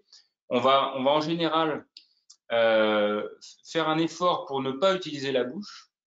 Et on va même encore aller un petit peu plus loin, c'est qu'on va, un des aspects du nez, c'est que je réduis le débit de l'air, d'accord? Parce que les narines laissent passer moins d'air que la bouche grande ouverte. On est d'accord là-dessus? Donc, si je respire que par le nez, j'ai un débit d'oxygène, un débit de CO2 qui est réduit. Donc, si je suis entraîné, j'optimise ces échanges de gaz dont je parlais tout à l'heure. Mais la contrepartie de ça, c'est que il faut que je sois suffisamment capable de tenir cette tolérance. En yoga, on fait aussi autre chose, c'est qu'on va serrer un petit peu la glotte là. On va faire un bruit qu'on appelle Ujjayi, c'est la respiration yogi, c'est le Ujjayi, donc ça va faire vibrer la gorge, mais surtout ça réduit le conduit d'air. Donc non seulement on réduit par le nez, mais on réduit aussi par la gorge. Donc on s'habitue quelque part à ventiler très peu dans l'effort. Et croyez-moi qu'une séance de yoga, c'est un vrai effort. C'est pas un effort hyper PMA ou VMA comme on peut les connaître quand on se donne à fond la caisse sur une courte durée, mais c'est généralement des cours d'1 h 30 avec beaucoup de postures, d'équilibre, et on agit en fait sur ce contrôle de respiration pour être dans cette présence. Voilà, donc ça c'est un travail intéressant et je rejoins Jacques, c'est vrai que quand j'ai passé ma vie à respirer par la bouche, eh ben respirer par le nez c'est pas naturel, donc j'ai besoin de réapprendre cela, d'où mon petit scotch. Entre parenthèses ça, je peux le mettre la nuit, d'accord? Je peux me scotcher la bouche la nuit, ça va vous faire marrer, mais c'est un travail incroyable et essayez, prévenez votre partenaire avant, parce qu'il y a quand même une séquence, hein, on ne met pas le scotch n'importe quel moment, mais essayez, ça sera vos meilleures nuits, je vous assure. Voilà. Passez la première, vous allez avoir un peu de stress parce que c'est étonnant en fait de scotcher la bouche, mais la deuxième, troisième nuit vont être fabuleuses. Voilà. En fait, la première fois que tu m'as parlé de ça, évidemment, comme d'habitude, je t'ai pris pour un fou. Et après, tout de suite après, je me suis rendu compte que souvent, moi, quand je m'endormais, alors peut-être avec du travail de respiration qu'on avait fait ou que j'avais fait, mais je me rendais compte que naturellement, je m'endormais plutôt en fermant la bouche et en respirant par le nez. Et donc, je me suis dit, bon, ben, je peux essayer. Donc, pareil, j'ai prévenu ma femme, parce qu'en plus, tu la connais, c'est pas le genre de blague qu'elle accepte facilement. Le scotch, ça ne s'en sert pas comme ça. Elle le prend comme ça. Enfin bon, ça, c'est un privé joke. Mais c'est vrai que ça s'est passé beaucoup mieux que ce que je pensais. On a plutôt une appréhension plus importante que ça se passe. Enfin, ça dépend de chacun peut-être. Comme je te dis, moi, j'ai découvert que finalement, presque naturellement, je respirais plutôt par le nez. Mais ça s'est bien passé. Et c'est vrai que du coup, on peut avoir peut-être une nuit qui est plus réparatrice que ce qu'on pense. Oui, et puis sur l'extrapolation de tout ça, alors je ne vais pas développer ça, mais tout ce qui est asthme, tout ce qui est asthme chronique ou même asthme lié au sport, les allergies, les rhinites, etc., tout ça sont des choses que on peut en partie abaisser, en tout cas réduire grâce à cette petite technique et les techniques respiratoires dont vous parlez tout à l'heure. C'est un bel outil de travail. Il y a Greg qui pose une question intéressante parce que ça concerne sa fille qui a 14 ans, mais je pense que ça concerne plein d'autres personnes. Elle a tendance à hyperventiler en bosse. Comment éviter cela? Alors effectivement, l'hyperventilation, on a vu maintenant que c'était pas forcément hyper productif pour l'organisme. Donc comment éviter cela? Il y a certainement un travail de tolérance au dioxyde de carbone à faire. Il y a certainement un travail de capacité à tolérer la quantité de dioxyde de carbone dans le sang pour justement que cette hyperventilation, si hyperventilation doit y avoir, se produise le plus tard possible et que je puisse rester dans une respiration diaphragmatique le plus longtemps possible parce que c'est aussi celle-là qui va me maintenir dans cette zone de fluidité et de flow et donc de performance. Voilà. Moi, c'est un Donc, on va travail avoir des exercices à faire, comme tu l'as dit tout à l'heure, de peut-être hyperventilation, puis bloquer le plus longtemps possible. Et puis, tout simplement, un travail. C'est pour ça que cette technique, elle est particulière. Je ne pourrais pas la développer là ce soir, mais je vais juste en dire un mot. Quand on dit le plus longtemps possible, au moment en fait, où mon cerveau m'a déjà envoyé 1 fois, 2 fois, 3 fois le signal de respirer, ma séance, elle est déjà pas très bonne parce que il se fâche un peu le cerveau. Là, je suis en train de taper dans des réflexes de survie, d'accord? Donc il s'énerve et il va plutôt avoir tendance à abaisser le seuil pour pas être pris à dépourvu la fois d'après. Donc il faut que je joue avec ses limites gentiment, parce que si je le fâche, lui il se protège. Donc voilà, c'est l'idée, mais attention, c'est pas n'importe comment. J'adore cette philosophie. Merci. Excuse-moi, je me suis emballé dans le truc, mais effectivement, c'est exactement ça. Question de Nicolas qui dit, est-ce qu'avant de monter sur le home trainer, il faut faire de la surventilation pour renouer avec la motivation? Alors pas nécessairement l'hyperventilation ou la surventilation, mais ça peut être juste une montée en énergie. Hein, si on fait un petit peu ce que tu disais, Nico, tout à l'heure, j'ai un petit mouvement des épaules comme ça. Puis éventuellement, vous pouvez sauter sur place aussi. Ça, notre ami Tony Robbins le fait bien. Voilà, je saute, je me mobilise. Je joue à la fois avec le corps, à la fois avec la respiration. Ça va suffire à me mettre en énergie. Et puis là, j'ai envie de tout défoncer. Voilà, d'accord. Mais ne vous mobilisez pas trop non plus parce que peut-être l'idée de votre séance de home trainer, c'est pas de faire 5 minutes sur l'home trainer et de descendre.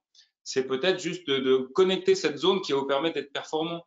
Donc, je me mobilise un peu pour me mettre en route et d'être motivé, mais derrière, je me remets dans cette zone qui est plutôt entre les deux, activation et repos, qui va être celle de performance. D'accord? Donc, c'est celle-là qui va me permettre de rester longtemps dans cette capacité de performance. Et c'est en général en ayant une bonne base de restauration, de sécurité, que je peux délivrer une performance. Si j'arrive sur une performance, une compète stressée, en général, je fais rien de bon.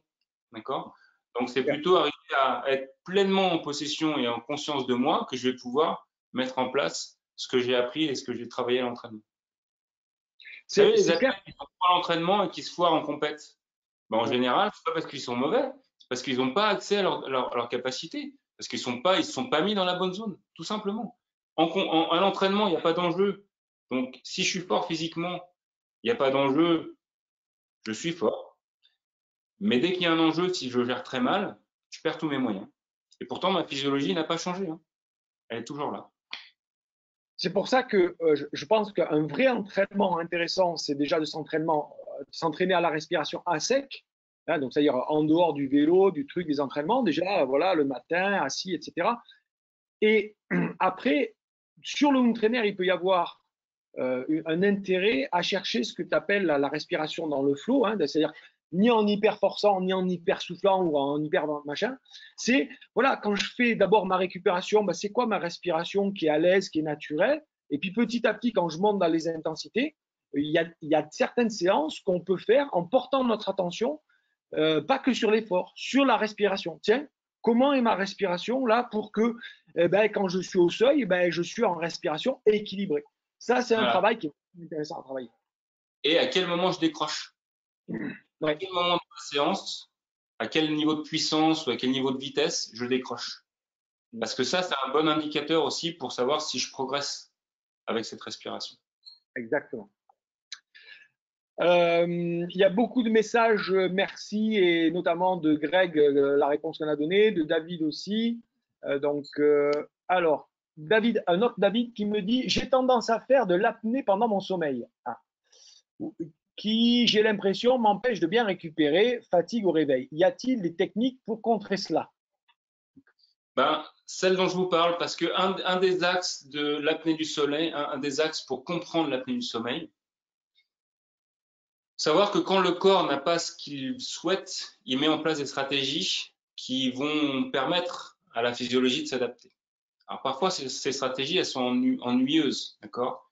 Par exemple, une rhinite, c'est simplement obstruer des voies aériennes de manière à limiter les échanges et certainement garder le dioxyde de carbone dont j'ai besoin. Donc des gens qui hyperventilent ou qui respirent mal peuvent effectivement avoir ce type de désagrément. L'apnée du sommeil peut être vue aussi comme une zone où l'organisme ressent le besoin de reconstruire du CO2. Et en tout cas, la méthode dont je vous parlais sur la tolérance du CO2 a des applications sur l'apnée du sommeil. Voilà. Je vais pas avoir la prétention de dire que ça règle tout le temps dans toutes les situations parce qu'il y a plein d'autres aspects qui peuvent rentrer en ligne de compte, y compris l'alimentation, mon stress, etc. Mais ça fait partie des indications de cette méthode et je traite des gens sur ces apnées du sommeil. Alors, ce qui est intéressant, c'est qu'en général, quand les apnées du sommeil sont très pathologiques, on est maintenant équipé d'un respirateur et on arrive à avoir des données chiffrées sur le avant et le après. Et donc, ça donne vraiment de la donnée scientifique matérielle qui permet d'évaluer l'impact de ces techniques. Alors tiens, on parle d'appareil, c'est intéressant. Je ne sais pas si tu connais ce genre d'appareil, mais il y a Jean-Marc qui nous demande qu'est-ce que pense Stéphane du Power Brace, pardon, Brace, ouais, un appareil qui est censé améliorer les capacités respiratoires et tonifier le diaphragme. Voilà, exactement. Donc ça, ces appareils, il y en a qui s'appellent sur Facebook aussi en ce moment, là, je sais plus comment ça s'appelle, c'est un appareil connecté avec l'iPhone. Ça va opposer de la résistance à la respiration. Donc, si j'ai plus de mal à faire rentrer d'air, il faut que j'active davantage mes muscles inspiratoires et éventuellement expiratoires si l'appareil marche dans les deux sens. Donc, ça va me permettre un entraînement de ces muscles parce que je vais devoir avoir un travail supplémentaire.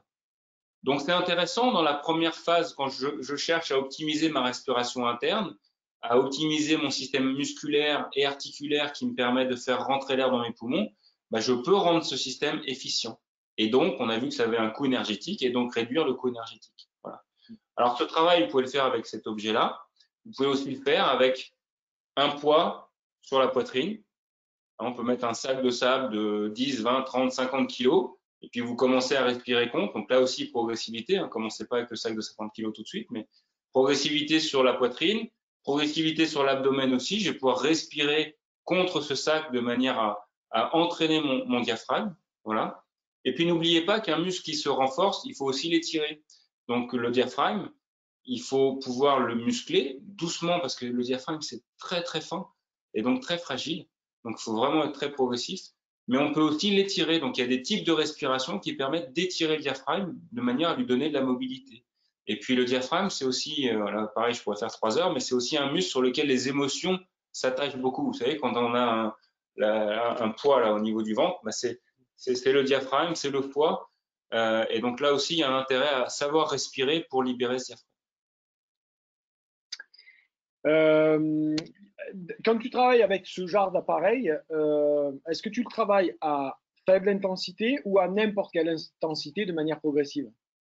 Non, je pense qu'il y a, bon, il y a déjà il y a différentes intensités de réglage sur les produits, d'accord? Donc je vais pas avoir la même résistance.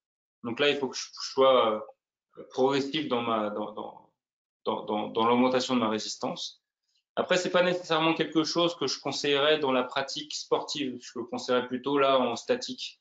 Moi, ce que j'aime bien dans le travail respiratoire, c'est que, bon, à part quand je mets du scotch pour les rouler, où là, j'ai mon outil de respiration avec moi.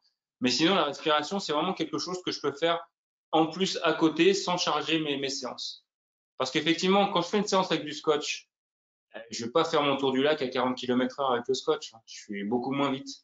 Mais je sais que j'ai un autre travail qui se met en place. Pour autant, si je peux apprendre des techniques de respiration et puis les placer ici et là dans ma journée, j'ai vite fait de faire 1 heure de respiration dans la journée. Hein. C'est vite fait, une dizaine de fois 5 minutes. Hein. Donc voilà, j'ai 1 heure d'entraînement très spécifique, quasiment par jour, à placer sans m'en rendre compte. C'est gratuit, hein, voilà. C'est gratuit. Non, mais c'est gratuit à deux sens. C'est gratuit en temps que ça te prend, en énergie que ça te prend. C'est des augmentations. Voilà. Pourquoi la respiration présentée par Wim Hof, le cycle d'expiration est court comparé à celui de la cohérence cardiaque? Alors, c'est pas qu'il est court, c'est qu'il est complètement relâché sans contrôle. Parce que dans les faits, il peut durer un petit peu, c'est pas très grave. Il pourrait durer 4-5 secondes. Mais on inspire fortement et on lâche. Voilà. J'ai oublié de vous dire que dans ma présentation, je suis instructeur Wim Hof. J'étais dans le 2e groupe des Français. On est une 12e aujourd'hui. Donc, j'anime beaucoup d'ateliers sur cette méthode. Alors, pourquoi les relâcher? Parce que justement, on cherche à travailler l'élasticité entre les deux états dont je vous parle depuis tout à l'heure. C'est-à-dire, je peux monter dans la mobilisation, mais ce qu'on a du mal à faire dans notre vie moderne, c'est à redescendre dans la zone sécuritaire. Et avec Wim Hof, on cherche à redonner cette capacité à monter très fort, très haut dans la mobilisation, notamment quand il y a un stress ou un danger, mais à redescendre très fort, très vite dans la zone sécuritaire, comme quand j'étais au temps des hommes préhistoriques. Je suis dans ma caverne avec ma famille, je suis dans la zone sécuritaire, je sors chasser, je me mobilise, je rencontre un lion, grosse mobilisation, parce que je ne veux pas me faire bouffer, d'accord? Mais une fois que je rentre dans ma caverne, c'est bon, c'est fini. Alors que nous, dans nos vies modernes, on prend un premier mail le matin qui nous fâche, un deuxième, après je fais une réunion qui me fâche, j'ai un coup de fil qui me fâche, je prends pas le temps de déjeuner, je prends pas le temps de me reposer, je prends pas le temps de respirer. J'arrive chez moi, je suis jamais jamais changé de zone, d'accord? Donc j'apprends à ne plus savoir changer de zone. Voilà, et je reste dans ce qu'on appelle la chronicité des états. Et le stress chronique est un exemple, d'accord, où je reste toujours dans cette zone d'activation. Eh bien, écoute, Steph, moi, je pense que on a beaucoup de merci et de partage bien sympathiques. On a fait le tour de la plupart des questions. J'en ai peut-être sauté quelques-unes, excusez-moi, mais il y en a beaucoup. Si c'est OK pour toi, Steph, on va clôturer là. Ouais, tout va bien, j'ai passé un super moment. Merci Nico, c'était chouette. Ben, merci à toi. Je renvoie une dernière fois à tous ceux qui veulent le lien de tes deux formations. Il y en a plusieurs qu'on dit qui étaient déjà inscrits sur juin, d'autres sur juillet. Donc voilà, tu me diras. Euh, En tout cas, je pense que ta présentation nous a montré tout l'intérêt et que c'est un bel investissement à faire pour soi, d'abord pour soi. Il y a Jean-Marc qui a dit ça, qui a dit qu'au-delà du sport, c'est vraiment un truc qui peut apporter énormément à soi, et c'est vrai. Et puis aussi dans le sport, voilà, un autre moyen de, comme on l'a dit, ça coûte rien, c'est pas une séance d'entraînement, ça ne demande pas de matériel. On peut faire ça régulièrement, des petites choses, et on va avoir un vrai impact sur nos performances, notre récupération, notre santé, notre pêche, notre envie. Des fois, quand il y en a qui me disent Nicolas, comment tu fais pour avoir toujours la pêche à 50 ans? Un peu de travail de respiration de temps. Hein. La drogue. Ouais, c'est ça. Ma drogue, ça s'appelle oxygène et azote et CO2. Voilà. C'est ça. Donc voilà, et ça coûte moins cher, hein. Ça coûte moins cher. Il n'y a pas d'effet secondaire négatif, mais c'est clair que voilà, un bon travail de respiration, euh, le sport en est un, bien sûr, naturellement, hein, le sport c'est un travail de respiration, mais un petit travail à côté pour rééquilibrer les choses quand on est père de famille, chef d'entreprise et qu'on fait du sport où on a tout le temps plutôt une respiration hyper active, ça permet d'équilibrer les choses, d'éviter de péter les plombs, d'en faire trop, etc. Mais je trouve que c'est une hygiène, comme on se brosse les dents 3 fois par jour, comme on se lave, comme on se dit, voilà, il faut manger, il faut s'habiller, etc. Je pense que notre corps et notre mental a besoin d'une hygiène. Et le savoir intérieur, il s'appelle oxygénation, c'est pas plus compliqué que ça. Et voilà, ça a tellement d'effets aussi sur notre système immunitaire, sur encore une fois, C'est vrai que c'est des éléments importants aussi. voilà. Je trouve que c'est des éléments hyper importants. On devrait parler que de ça toute la journée. Et on parle de tout un tas d'autres choses sur lesquelles on n'a pas de prise. Hein, je veux dire, voilà, aujourd'hui, ce qui nous entoure, etc. Alors que là, c'est des choses qui sont essentielles pour nous. Quand vous avez de l'énergie, de la vitalité, les problèmes, les lions et le reste, vous pouvez les affronter. Et pour ça, déjà, ça part par une bonne respiration parce que, je le rappelle, euh, pour avoir l'énergie, on peut manger, on peut boire, mais d'abord, il faut respirer. On peut avoir fait des études et tout ça, tout machin, mais si tu ne respires pas, que tu ne mets pas en œuvre, ça ne sert à rien, quoi. Donc, c'est aussi simple que ça. Moi, ton approche, je la connais, elle est simple, pragmatique. Tu fais des efforts considérables pour qu'on comprenne ce qu'on fait, parce que ce lien-là, il est hyper important. Il ne suffit pas de dire, bon, respire comme ci, respire comme là. On comprend d'un coup pourquoi on le fait, l'impact que ça a, etc. Du coup, on le fait de manière intelligente. Ça permet de le caser dans son quotidien. Donc, voilà, les amis, moi, je vous conseille qu'une chose. Allez-y, les yeux fermés. Suivez Steph sur son site internet et j'ai mis le lien pour le contacter si vous avez besoin. C'est un mec formidable. La seule chose qui m'emmerde, c'est que si vous le contactez, il va être encore moins disponible pour moi. Mais bon, C'est pas grave, on va s'arranger. J'ai pris des moyens pour l'attirer à moi. On s'est échangé nos fils, donc comme ça, on est sûr qu'on se garde Voilà. ce lien. Mais voilà, c'est un type formidable. Allez-y. Et Steph, je te dis encore un immense merci d'avoir consacré Merci à toi, Nico. ce temps. C'était cool. Je vous dis à ciao, les amis. On se retrouve très bientôt. On se retrouve la semaine prochaine. Excuse-moi, hein, mon petit. La semaine prochaine, une autre téléconférence sur pour réussir les cyclos grands fonds qui vont arriver dès le mois de septembre. Là, tout va se débloquer en septembre. En juin, ça fait 3 mois pour se préparer. Donc, on vous fait une super conférence avec Cyril. Les 3 secrets pour bien réussir votre grand fondo. Une petite conférence bien sympa. Je vous dis à la semaine prochaine, les amis. Ciao, ciao.